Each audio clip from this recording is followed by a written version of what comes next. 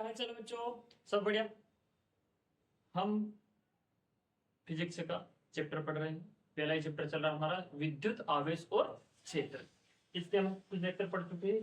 Last वाले lecture में आपको बताया था गुरुत्वाकर्षण बल मतलब कूलॉम का बल क्या है, कैसे काम करता है, इसको हमने डिटेल में पढ़ा। अब इसमें वो क्या क्या समानता है, किस किस सिद्धांतों से मिलता है, वो हम पढ़ेंगे। तो वैसे हम 11वीं में पढ़ चुके हैं गुरुत्वाकर्षण बल, है ना। इससे इसका क्या संबंध है ये इसमें हम पढ़ने वाले। तो गुरुत्वाकर्षण बल 11वीं में हमने अच्छे से पढ़ा। तो फिर भी मैं आपको एक बार बता देता हूं, असल में क्या होता है। कूलॉम का नियम किस सिद्धांत पे काम करता है कि यदि कोई भी दो वस्तुएं है ना, यदि उनके अंदर आवेश ही तो या तो वो एक दूसरे को आकर्षित करेगी या प्रतिकर्षित करेगी। वस्तु को छोड़ो, आवेश को लो। यदि दो आवेश या तो आकर्षित करेंगे या प्रतिकर्षित करेंगे। एक समान आवेश है तो एक दूसरे को धक्का देंगे, दूर दूर जाएंगे। और यदि अलग अलग तरह के आवेश हैं, एक धनात्मक होते हैं ऋणात्मक, यानी कि एक पॉजिटिव है और एक नेगेटिव है, तो दोनों एक दूसरे को अपनी तरफ आकर्षित करेंगे, उनमें अट्रैक्शन होगा। ये हमने पढ़ा। अब गुरुत्वाकर्षण बल जो कि न्यूटन बाबा ने दिया था क्या है, ये इस सिद्धांत पे काम करता है कि यदि कोई भी दो वस्तु है, कोई दो कण है या दो पिंड है, यदि उनमें द्रव्यमान है, द्रव्यमान से मतलब है कि उनके अंदर कुछ मास है, कुछ द्रव्य उनके अंदर है, तो वो एक दूसरे को अपनी तरफ आकर्षित करें। जैसे कि धरती, धरती का द्रव्यमान बहुत ज्यादा है, तो ये ऐसा नहीं है कि धरती सिर्फ वस्तुओं को अपनी तरफ खींच रही है, वस्तुएं भी धरती को अपनी तरफ खींचती है, लेकिन क्योंकि वस्तुओं का द्रव्यमान बहुत कम होता है, जैसे कि हम हैं, तो हमारा द्रव्यमान धरती के मुकाबले कितना है, नगण्य। इसकी गणना करना ही कोई मतलब नहीं, जीरो के बराबर मान सकते हो, धरती के मुकाबले कोई वैल्यू नहीं इसकी। तो हम भी धरती को अपनी तरफ खींचते हैं और धरती भी हमें अपनी तरफ खींचती है, लेकिन जिसका द्रव्यमान ज्यादा होगा उसका खींचने की जो ताकत है वो ज्यादा होगी। ऐसे समझ सकते हैं कि दो व्यक्ति एक दूसरे को खींच रहे हैं और एक में बहुत ज्यादा ताकत है और एक में बिल्कुल नहीं, तो कौन खींच पाएगा अपनी तरफ? जिसमें ज्यादा ताकत है वो दूसरों को अपनी तरफ खींच लेगा। यही सिद्धांत गुरुत्वाकर्षण बल में भी काम करता है। जब दो वस्तुओं में आकर्षण होता है तो वो एक दूसरे को अपनी तरफ खींचती है। तो यदि दोनों में बराबर द्रव्यमान है तो वो फिक्स रहेगी, मतलब आकर्षण बल एक तरह से ये बोल दो संतुलित हो जाएगा। लेकिन यदि एक का द्रव्यमान बहुत ज्यादा है और एक का कम है तो वो कम वाले को अपनी तरफ खींच सके। धरती भी यही काम करती है, हल्की वस्तुओं को अपनी तरफ आकर्षित कर लेती है, खींच लेती है। और इसकी एक सीमा है कि यहां तक गुरुत्वाकर्षण बल है, ये इतनी सीमा तक ये चीजों को खींच सकती है। तो धरती हो गई या कोई भी वस्तु हुई, ये एक दूसरे को अपनी तरफ आकर्षित करती है। सिद्धांत क्या दिया न्यूटन ने कि यदि दो वस्तुओं में गुरुत्वाकर्षण है, मतलब द्रव्यमान है, उनके अंदर मास है दो पिंड में, तो उनमें गुरुत्वाकर्षण बल, गुरुत्व आकर्षण शब्द क्या बना है, गुरुत्व। गुरुत्व का मतलब होता है वजन होना, भार होना, या भारी होना। तो यदि किसी चीज में किसी प्रकार का कोई भार है, द्रव्यमान है, तो उनमें क्या होगा, गुरुत्व प्लस आकर्षण, उनके अंदर आकर्षण होगा, आकर्षण बल उनमें लगेगा। ये कॉन्सेप्ट न्यूटन ने दिया। और भी इसमें कई चीजें, लेकिन ये मैं आपको बेसिक बेसिक ऊपर से बता रहा हूं। तो इसमें होता क्या है कि गुरुत्वाकर्षण बल तो उन्होंने दे दिया, वो निकल गई।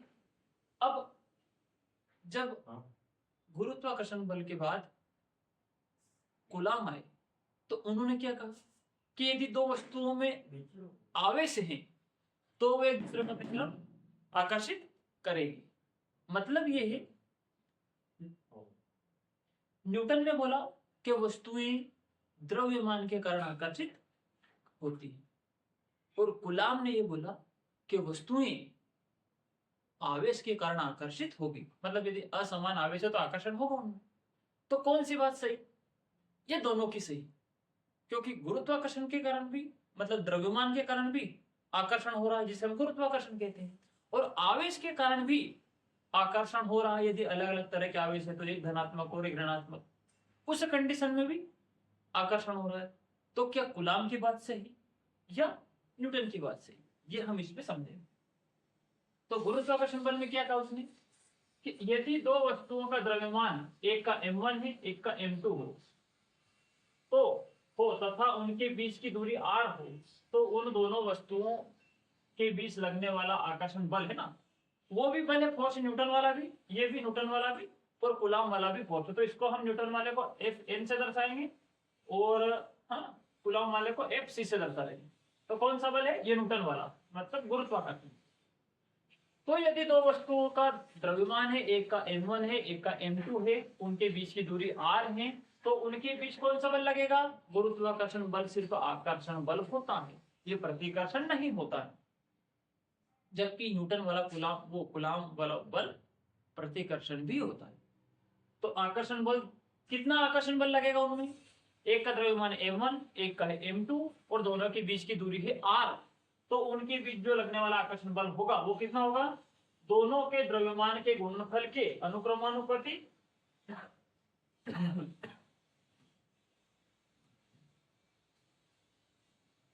अनुक्रमानुपाती होगा, तथा उनके बीच जो दूरी होगी ना, ये इसलिए लिख लेना, उनके बीच की दूरी के वर्ग के व्युत्क्रमानुपाती होगा।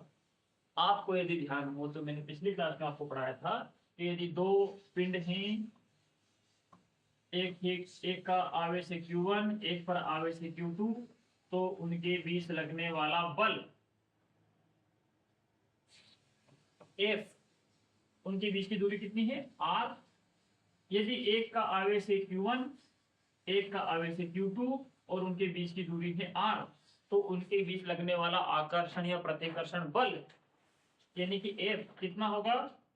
दोनों के आवेश के परिमाण के गुणनफल, मतलब दोनों पर जितना आवेश है उस आवेश का परिमाण का गुणनफल के अनुक्रमानुपाती होगा और उनके बीच की दूरी के वर्ग के व्युत्क्रमानुपाती होगा। व्युत्क्रमानुपाती का चिन्ह हटाया, दोनों समीकरणों एक की, तो इस प्रकार ये समीकरण एक बन जाती है ना, यहाँ पे नियतांक आ जाता है के। सेम टू सेम फॉर्मूला यहाँ पे भी लागू होता है। जो परिभाषा इसकी थी वही परिभाषा इसकी है। यहाँ पे द्रव्यमान की जगह, वहां आवेश की जगह किसने ले ली है? द्रव्यमान ने ले ली है। दूरी भी समान है, वही कॉन्सेप्ट। वहां पे आकर्षण और प्रतिकर्षण दोनों बल होते हैं, यहाँ पे सिर्फ आकर्षण होता है। यहाँ वहां पे आवेश के अनुक्रमानुपाती और दूरी के वर्ग के क्रमानुपाती, यहाँ भी मास के अनुक्रमानुपाती और दूरी के वर्ग के व्युत्क्रमानुपाती। Same to same. ये जो बात हमने 11वीं में हमें पढ़ी थी कि दोनों के जो द्रव्यमान होंगे उनके गुणनफल के अनुक्रमानुपाती होगा, तो दोनों का द्रव्यमान के गुणनफल के अनुक्रमानुपाती लिख दिया। दोनों के बीच की दूरी के वर्ग के व्युत्क्रमानुपाती होगा, तो हमें लगने वाले बल को दूरी के वर्ग के व्युत्क्रमानुपाती लिख दिया। दोनों समीकरण को जब हम मिलाएंगे तो समीकरण बन जाएगी एक, इधर वाले एक को हटा दिया,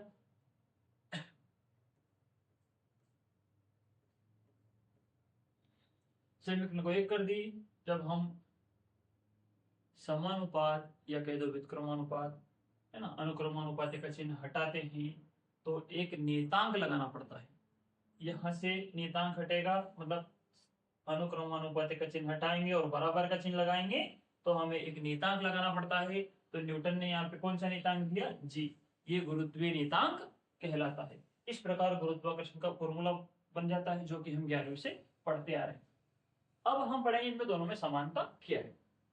तो ये अपने सिलेबस में 12वीं में सवाल इससे नहीं आता है, लेकिन ऑब्जेक्टिव में बस इससे कभी कभी सवाल आ जाते हैं और इसका लिंक दूसरे सवाल से वहां पे पूछा जाता है। कैसे? देखिए, तो मैंने आपको बताया कि ये है गुरुत्वाकर्षण बल, और कल पिछले क्लास में हमने पढ़ा था ये है, इसको तो हम कहते हैं गुरुत्वाकर्षण बल। और ये जो कूलम्ब वाला बल है ये किस कारण से लगता है? विद्युत के कारण, स्थिर विद्युत। जब दो पिंडों को रगड़ा जाता है तो उनके अंदर आवेश पैदा हो जाता है, यानी कि एक प्रकार की विद्युत पैदा हो जाती है, उसे हम कहते हैं स्थिर विद्युत, स्टैटिक इलेक्ट्रिसिटी या स्टैटिक चार्ज कहते हैं ना, स्थिर आवेश कह दो, स्थिर विद्युत कह दो, एक ही बात है, उसी से वो बनता है। तो ये दोनों बल बने। अब देखो, देखने में कैसा लग रहा है? ये भी बल है, ये भी बल है। यहाँ पे दूरी का वर्ग का व्युत्क्रमानुपात है, यहाँ पे दूरी के वर्ग का व्युत्क्रमानुपात है। यहाँ पे दोनों के द्रव्यमान का गुणनफल है, यहाँ पे दोनों पिंड के आवेश का, पिंड सेम है, यहाँ पे पिंड का द्रव्यमान लिया गया है दोनों का, यहाँ पे दोनों पिंड पर जो आवेश है वो लिया गया है। यहाँ पे अलग नियतांक दिया न्यूटन ने, यहाँ पे कूलॉम में अलग नियतांक दिया, क्योंकि नियतांक अलग अलग कैलकुलेशन से निकलता है। तो इन दोनों फॉर्मूलों में क्या समानता दिख रही है आपको? ये भी बल है, ये भी बल है, दूरी का वर्ग दोनों में है, नियतांक अलग अलग है, और यहाँ पे मास है और यहाँ पे आवेश। अब देखिए इनमें दोनों में समानता क्या है, इनमें दोनों में संबंध क्या है, ये कहां पे जाके इनमें टकराव होता है। है ना? अब देखते हैं स्थिर विद्युत बल। स्थिर विद्युत बल किसे कहते हैं हम? कूलॉम वाले बल को जो आवेश के कारण लगता है। तथा गुरुत्वाकर्षण बल। गुरुत्वाकर्षण बल किसके कारण लगता है? पिंड के गुरुत्व के कारण, पिंड के मास के कारण, उसके द्रव्यमान के कारण, उसका जो भार होता है एक प्रकार से इसे कह सकते हैं, उसके कारण लगता है। क्योंकि भार ही असल में गुरुत्व कहलाता है। किसी चीज का द्रव्यमान हो, उस द्रव्यमान को जब गुरुत्वाकर्षण बल अपनी तरफ खींचता है तो उसे फिर भार का नाम दे देते हैं। जिसे कि आपने सुना हो कि यदि इंसान का, आपने सिलेबस में पिछले साल थोड़ा बहुत पढ़ा ही होगा 11वीं में, कि यदि किसी इंसान का वजन 60 किलो है धरती पे, तो चंद्रमा में उसका वजन कितना हो जाएगा? 1/6। 60 का कितना हो जाएगा? 1/6। जैसे भाग दे दो, 1/6 से गुणा कर दो, कितना? 10 किलो। हॉलीवुड की कई सारी फिल्में आपने देखी होंगी, तो जो इंसान यहाँ से दूसरे ग्रह पे चला जाता है, वहां पर उसका गुरुत्वाकर्षण कम हो जाता है, तो वहां जो लोग रहते हैं वो तो लंबी छलांग नहीं लगा पाते, क्योंकि वो वही के हैं, उनका शरीर उसी के हिसाब से बना हुआ है।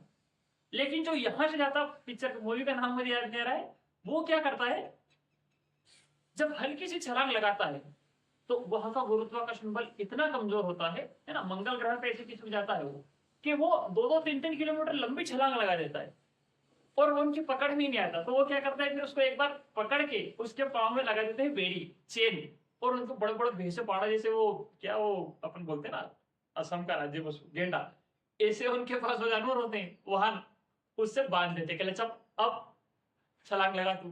तो फिर वो छलांग नहीं लगा पाता, क्योंकि वो बेड़ियों से उसको बांध देते। छलांग लगाता है लेकिन बेड़ी से वो बंधा रहता है। तो इस कॉन्सेप्ट को उस फिल्म में दिखाया गया। आप यदि ध्यान से देखेंगे तो हॉलीवुड में जितनी मूवी बनी है वो साइंस के किसी न किसी कॉन्सेप्ट को उसमें दिखाया गया है। कुछ में जो काल्पनिक सिद्धांत है कि हाँ वैज्ञानिकों का ऐसा मानना है कि आगे चल के ऐसा हो सकता है उसको, और कुछ में जो रियल है उनको। तो गुरुत्वाकर्षण बल ही असल में व्यक्ति वस्तु का भार को दर्शाता है। जितने बल से वस्तु को कोई चीज खींचती है, जितना गुरुत्व बल उस पर लगाती है, तब जाके वस्तु का भार कहलाता है। भार और द्रव्यमान में यही फर्क है। द्रव्यमान वो चीज है जो कभी बदलता नहीं है। जिस वस्तु में जितना मास भरा हुआ है, जितने अणु परमाणु भरे हुए हैं, जिस कारण जितनी चीजें उसने अपने अंदर समाहित कर रखी है, वो उसका द्रव्यमान है, जितना द्रव्य उसमें भरा है। उसी को हम अंग्रेजी में कहते हैं वेट। और उसको हम कहते हैं द्रव्यमान, जिसे हम कहते हैं अंग्रेजी में मास। जितने द्रव्य उसके अंदर भरा हुआ है वो द्रव्यमान कहलाता है। अंग्रेजी में उसे हम कहते हैं मास। और किसी भी वस्तु का मास कभी बदलता नहीं है। धरती पे रख दो, चंद्रमा पे रख दो, या मंगल ग्रह पे रख दो, कहां भी रख दो, कोई फर्क नहीं पड़ता है। तो मास क्या है? मास यानी कि द्रव्यमान, यह हमेशा क्या रहता है? नियत रहता है, बदलता नहीं। लेकिन हर वस्तु का भार बदलता रहता है। धरती पे उसका भार अलग है।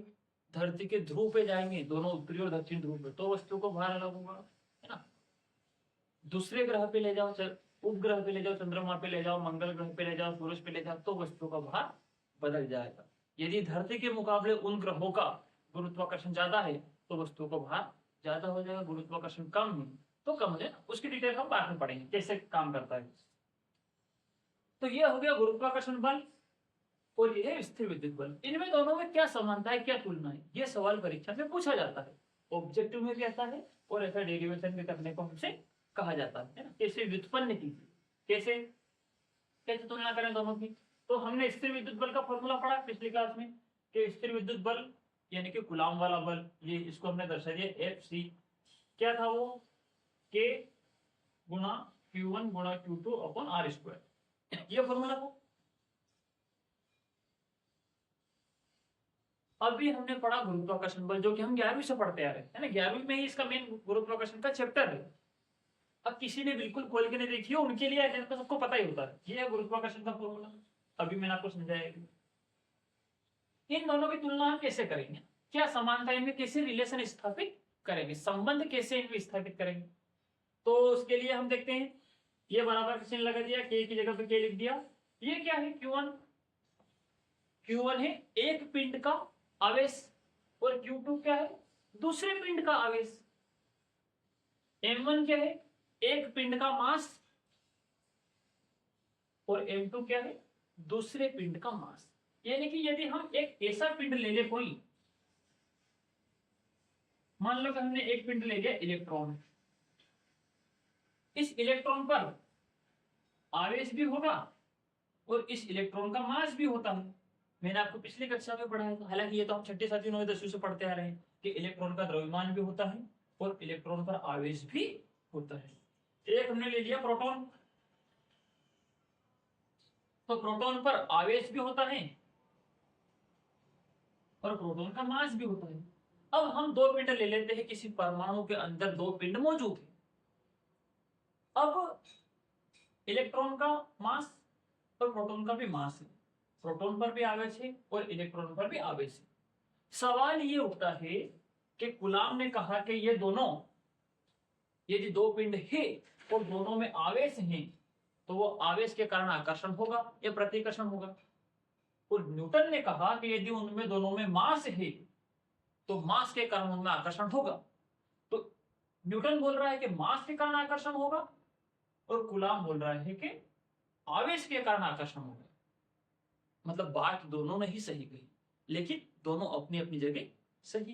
कैसे सही है, क्या तुलना है, दोनों की बात में क्या संबंध है, वो हमें दिखाना है।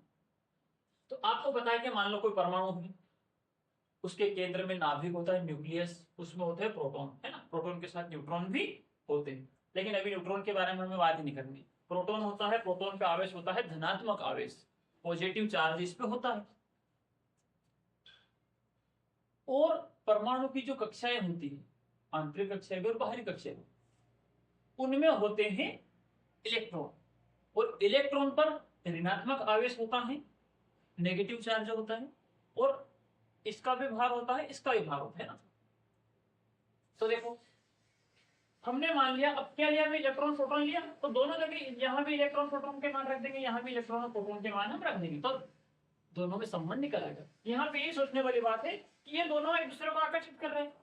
परमाणु सिद्धांत पढ़ा आपने, इलेक्ट्रॉन थ्योरी, तो उसमें हमने पढ़ा कि यदि नाभिक के केंद्र में, मतलब परमाणु के केंद्र में नाभिक है और नाभिक में है प्रोटॉन और बाहरी कक्षाओं में इलेक्ट्रॉन, तो ये इलेक्ट्रॉन इन बाहरी कक्षाओं में से चक्कर लगाते रहते हैं।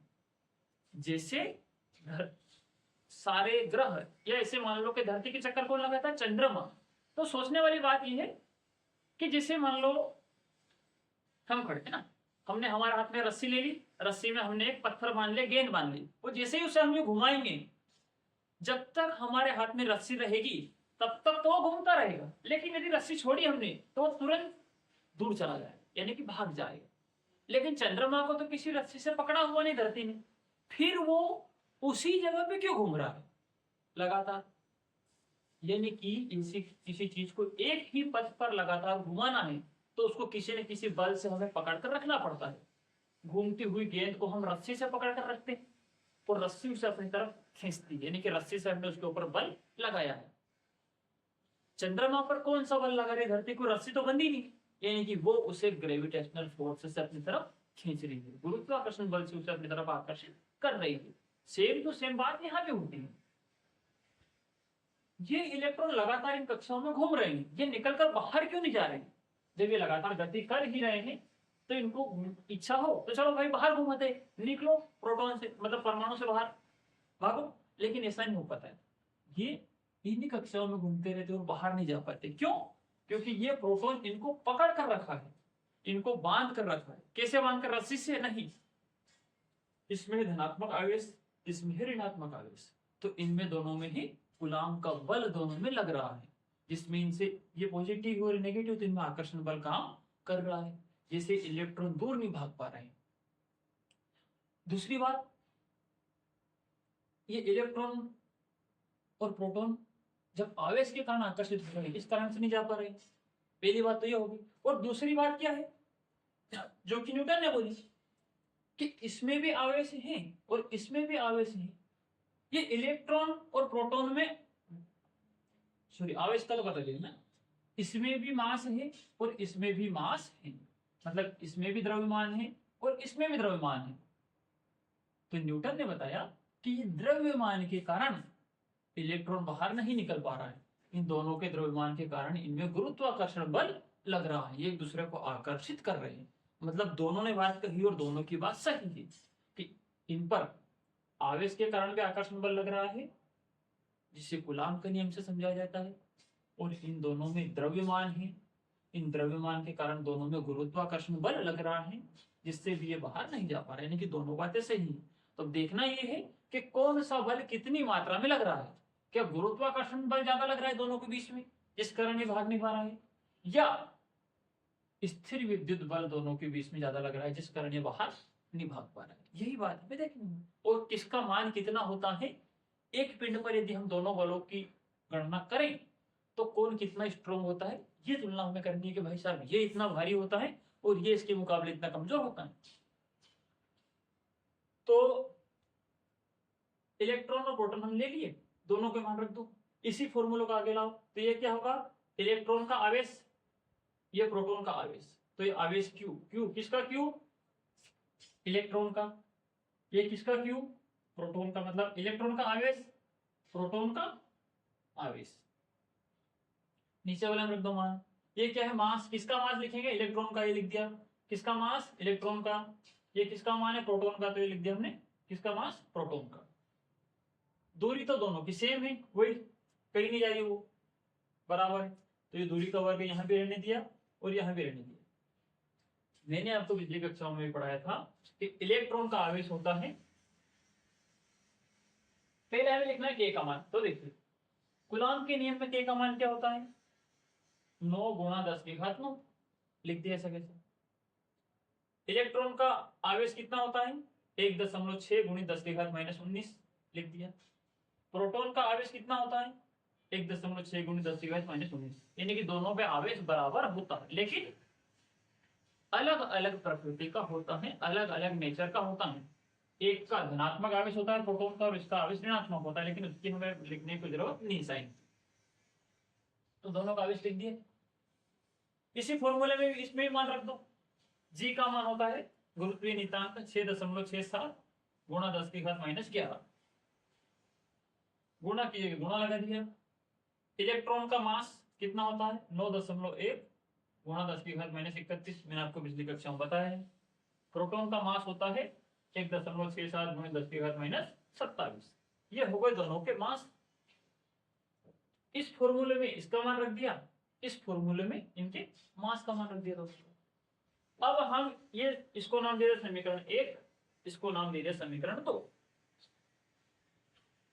अब दोनों समीकरण का गुणा कर लो, भाग कर लो, जोड़ कर लो, घटाव कर लो, कुछ भी कर लो, लेकिन ऐसा काम करो जिससे समीकरण आसान बने, समीकरण को देखकर कुछ समझ में आए कि यहाँ पे कौन कितने गुना है, कौन किसका कितना गुना ज्यादा है, कितने गुना कम है। तो ऐसा नहीं है कि भाग देना जरूरी है, गुणा कर लो, गुणा करेंगे तो बाद में भाग देना पड़ेगा, डायरेक्ट भाग दे लो तो चीजें आसान हो जाएगी, सीधा भाग दो, जोड़ घटाव करो, कुछ भी कोई फर्क नहीं पड़ता है ना। लेकिन ऐसा काम करना है जिससे कुछ समझ में आए, ऐसा गुणा भाग कुछ नहीं करना है जोड़ घटाव कि जिससे कोई बात हमारे पल्ले ही नहीं पड़ा, हम किसी निष्कर्ष से भी नहीं पहुंच सके। तो हमने समीकरण 1 में समीकरण 2 से भाग दिया, तो इधर क्या था, समीकरण 1 में Fc और इधर है Fn, यानी कि न्यूटन वाला बल, यानी कि गुरुत्वाकर्षण बल, और यह कूलाम का बल। इसमें इससे भाग दिया तो क्या निकला, ये ऊपर है तो ऊपर लिख दो, इससे भाग देना तो इसको नीचे लिख दो, लिख दिया। इधर इस समीकरण में पूरे में इस भाग में इसका भाग देंगे, तो ये नीचे वाले से नीचे वाला कट जाएगा, आर स्क्वायर से आर स्क्वायर तो कैंसिल हो गया, बच्चे नीचे कौन बचे ये, फिर इसका भाग हम देंगे इसमें।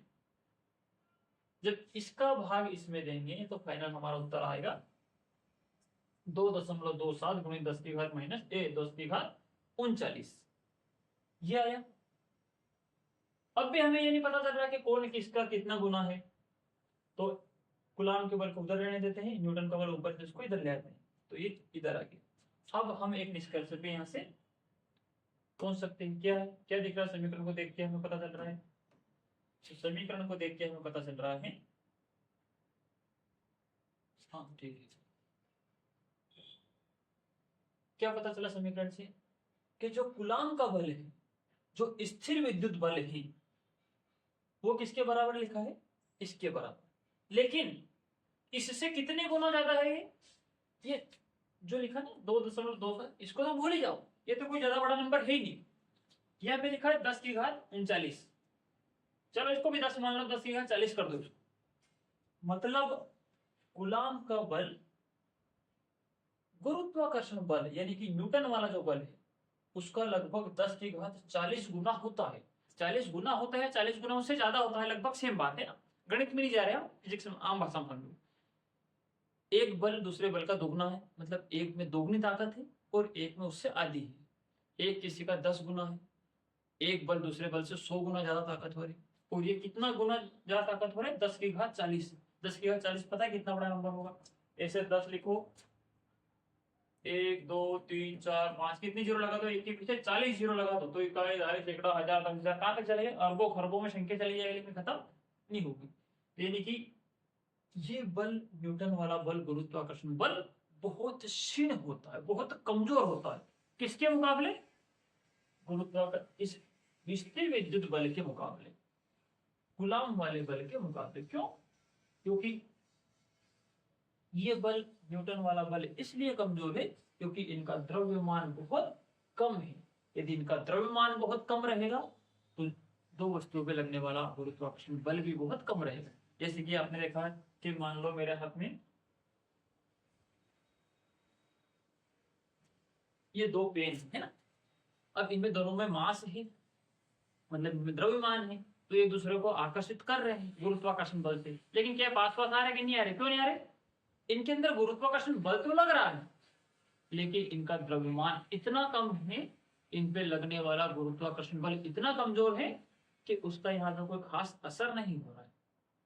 ये मतलब यानी कि गुरुत्वाकर्षण बल बहुत कमजोर होता है किसके मुकाबले, स्थिर विद्युत बल के मुकाबले।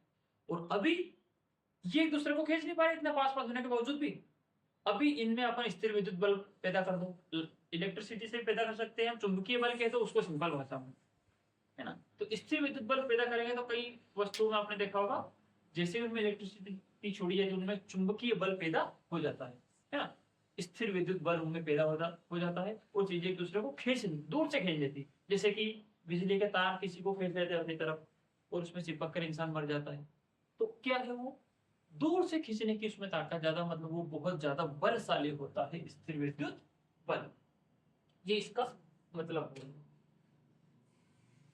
तो यही निष्कर्ष है दोस्तों इसमें कि स्थिर विद्युत बल और गुरुत्वाकर्षण बल की तुलना करने को कहा जाए या इनमें दोनों में क्या समानता होती है, तो तुलना करने की कहा जाए तो इतना लिखना है पूरा, और सिर्फ ऑब्जेक्टिव पूछा जाए कि स्थिर विद्युत बल गुरुत्वाकर्षण बल का कितना गुना होता है, तो ये 2.27 गुणित 10 की घात माइनस 39 गुना होता है, या इससे इतना गुना अधिक ताकतवर होता है, ये इसका मतलब है।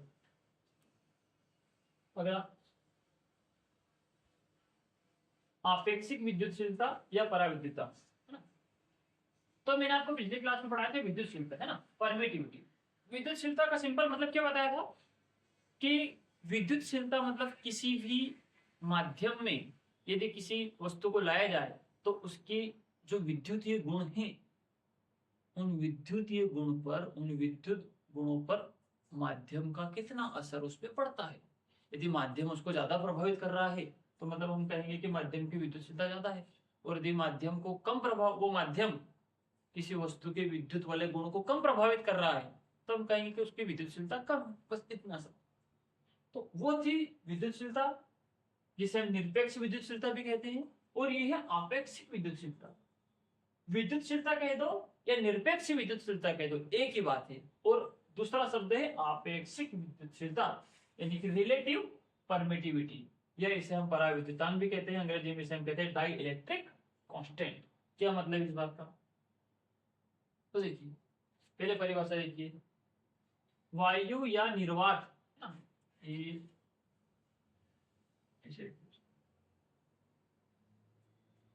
वायु या निर्वात में दो आवेशों के बीच लगने वाला बल तथा किसी माध्यम में दो आवेशों के बीच लगने वाले बल के अनुपात को पराविद्युतांक कहते हैं। क्या मतलब इस बात? जैसे कि मान लो ये दो आवेश है ना, ये दो आवेश हवा में रखे हुए हैं या निर्वात में रखे। निर्वात मतलब वैक्यूम, जहां पे हवा भी ना हो। तो या तो दो आवेश को हमने हवा में रख दिया या निर्वात में रख दिया, तो मान लिया हमने हवा में रख दिया इनको। तो ये हवा में रखे हैं, तो इनके बीच क्या लग रहा है? इनके बीच लगने वाला बल। तो यदि दो आवेश हवा में रखे हैं तो उनके बीच जो लगेगा बल वो, और यदि इनको दोनों को हमने रख दिया माध्यम में, है ना, माध्यम में रख दिया मतलब ये है कि इनको दोनों को पानी में रख दिया। अब पानी में रख देंगे तो इनके बीच लगने वाला बल प्रभावित होगा। यह दोनों के बीच में हमने ऐसे कांच लगा दिया, और एक को कांच के इधर रख दिया, एक को कांच के इधर रख दिया। अब दोनों के बीच लगने वाला बल भी प्रभावित हो जाएगा। या कोई धातु की प्लेट रख दी, कांच में रख दो, कांच के बीच में रख दो, या बीच में कांच रख दो, पानी के अंदर रख दो, पेट्रोल में रख दो, डीजल में, केरोसिन में, कहां भी रख दो, दूध में रख दो। अब इनके बीच लगने वाला बल या तो ज्यादा होगा या कम होगा, मतलब प्रभावित हो जाएगा बल। जो बल इन आवेशों के बीच में निर्वात में लग रहा था वो अलग होगा, और अब इन दोनों को हमने पानी में डुबो दिया तो अब इनके बीच लगने वाला बल अलग होगा। इन दोनों बल का जो अनुपात होता है, निर्वात वाले को ऊपर लिख दो और दोनों को माध्यम में रखने पे जो बल लग रहा है उसको नीचे लिख दो। तो इन दोनों का जो अनुपात होता है उसको हम कहते हैं पराविद्युतांक या आपेक्षिक विद्युतशीलता, रिलेटिव परमिटिविटी। यही परिभाषा देखिए, वायु या निर्वात में दो आवेशों के बीच लगने वाला बल तथा किसी माध्यम में दो आवेशों के बीच लगने वाला बल के अनुपात को पराविद्युतांक कहते हैं। इतनी सी बात। तो इसको फॉर्मूले में लिख दो कैसे? तो वायु या निर्वात में बल कितना लगता है उसको हमने नाम दे दिया F1। ये लगता है, कूलाम के नियम में हमने ही पढ़ा, कूलाम का नियम निर्वात के लिए सबसे अधिक शुद्ध रूप में माना जाता है, वहां पे वो सबसे अच्छा लागू होता है। उसकी मतलब सबसे अच्छी गणना करना वहां पे आसान होता है, सबसे शुद्ध रूप में लागू उसे वही माना जाता है। तो उस बल का हमने शुद्ध रूप लिख दिया क्या, कि वायु या निर्वात में लगने वाला बल क्या होगा, ये K बराबर Q1 गुणा Q2, K का मान ये होता है। उसके अंदर हमने ये पढ़ा था विद्युतशीलता एप्सिलॉन नॉट, इसका मान भी मैंने आपको बताया था पिछली क्लास में। तो निर्वात में लगने वाला बल, और इसी को यदि हम लिख दें कि किसी माध्यम में यही बल, दो आवेशों के बीच जो बल लग रहा है सेम टू सेम यही बल जो निर्वात में लग रहा है, इसी बल को, इन्हीं आवेशों को यदि हम माध्यम में रख दे, किसी भी जल में, पानी मतलब दूध में, केरोसिन में, कहीं भी, तो इन्हीं आवेशों के बीच लगने वाला बल क्या होगा, इनका गुणनफल भी सेम होगा, दूरी भी सेम होगी, है ना, बदला कुछ नहीं है, वही आवेश है, आवेश का मान भी उतना ही है, दूरी भी उतनी है, बस उनको हवा से उठा के हमने पानी में रख दिया। तो अब उनके बीच लगने वाला बल कितना हो जाएगा, उसको नाम दे दिया F2। आवेशों का मान भी वही का वही रहेगा, दूरी भी वही रहेगी, नहीं बदलनी है, यह भी कुछ नहीं बदलेगा। लेकिन जब वो दोनों आवेश हवा में थे तो विद्युतशीलता हमने लिखी थी निरपेक्ष विद्युतशीलता, और जब उनको हमने किसी माध्यम में रख दिया तो अब हम लिखेंगे उस माध्यम की विद्युतशीलता से और भी हमें गुणा करना है, जिसे हम कहते हैं ER। ये चीज यहाँ पे एक्स्ट्रा आ जाती है ना, एप्सिलॉन R है, ER नहीं है ना। जीरो को, जो छोटा जीरो होता है इसको एप्सिलॉन नॉट बोलते हैं, और जो R होता है इसे एप्सिलॉन R कहते हैं, R लगाने को, है ना। R ये रिलेटिव शब्द से है ना, यही से, यानी कि पराविद्युतांक के लिए। तो ये संबंध हमें इनमें दोनों में पता चल रहा है। अब इनका दोनों का रिलेशन निकालने के लिए क्या करो, वही बताया मैंने, या तो गुणा कर दो, भाग कर दो, जोड़ कर दो, घटा कर दो, लेकिन ऐसा काम करो जिससे हम किसी निष्कर्ष पे पहुंचे, समीकरण को देखकर हमें कुछ समझ में आए। तो समीकरण 1 में समीकरण 2 का भाग दे दो, तो 1 डिवाइड बाई 2 कर दिया, एक ऊपर लिख दिया, ये नीचे लिख दिया, यहाँ पे से भाग दिया है, तो F1 बटा F2 हो जाएगा। तो इसको हमने यहाँ पे लिख दिया F1 बटा F2, बराबर की जगह बराबर का चिन्ह लगा दिया। देखो Q1 Q2 R square, Q1 Q2 R square, यानी कि इससे ये तो पूरा का पूरा क्या हो जाएगा, कैंसिल हो जाएगा। बचा क्या, ये 4 पाई एप्सिलॉन नॉट,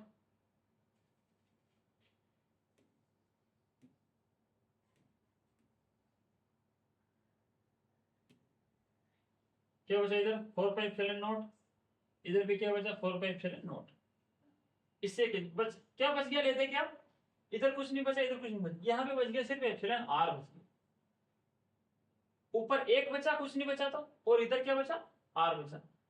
ये आर भी किसके, एक के बटा में है। देखो ऐसे लिखी समीकरण एक्चुअली है ना, जैसे इसको हम ऐसे लिख सकते हैं F1 बटा F2, इधर भी क्या बचा, एक और एक ले लो है ना, पूरा तो 1 बटा 1 हो गया ये। इधर क्या है, 1 और बटा में एप्सिलॉन आर, तो ये हो गया 1 एप्सिलॉन आर।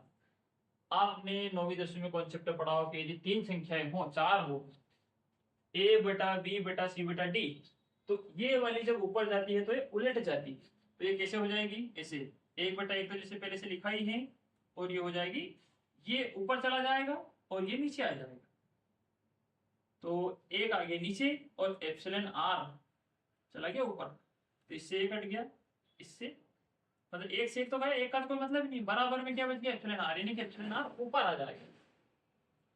तो ऊपर हमने डायरेक्ट एक ही मान लिया था ना, 1 बटा 1 मान लो, 1 मान लो, कोई फर्क नहीं पड़ता है। A बटा B बटा C हो तो भी नीचे वाली चीजें ऊपर जाके उलट जाती है, और A बटा B बटा C बटा D हो तो भी नीचे वाली चीज ऊपर जाके उलट जाती है।